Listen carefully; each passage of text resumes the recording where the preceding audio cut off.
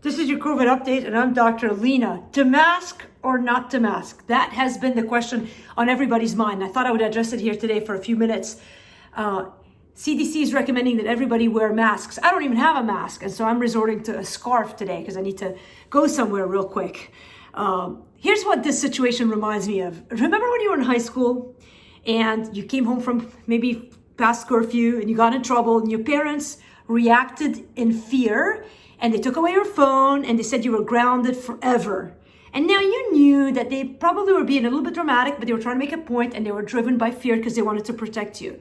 Now there was two ways to respond. One was to let it unfold and see what happens. The other was to freak out. And what's happening right now with the CDC is interesting because there's definitely fear, and it is a well-founded fear because the numbers of COVID cases are going up in the United States. And of course, if you live in New York, then the idea of wearing a mask everywhere you go right now is not that shocking or undesirable. But for the rest of us who are sort of going like, is this not dramatic? We're already giving up our lives. And the cynical of us are saying, what does a mask do if you're putting a paper towel over your mouth and hanging with a rubber band to your ears, which somebody in my family has done this week?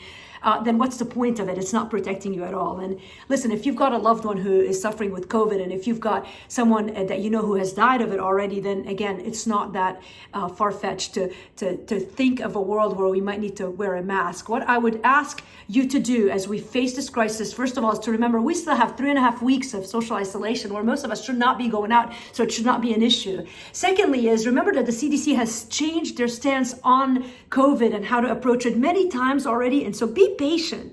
We don't know how things are going to play out. And thirdly, remember that God is still in control. I keep saying that to remind you that in fact He is in control. And so there's no need to panic. Fear might be driving them. Data might be driving some of their decisions. But rather than reacting, let us take things in stride, breathe, and remember that we're going to get through this. We're going to get to the other side. Let's do it safely and let's do it peaceably. And listen, whether or not we wear a mask, we'll find out in time. In the meantime, if you've got a mask, send it to me. I need one. Love you guys. Take care.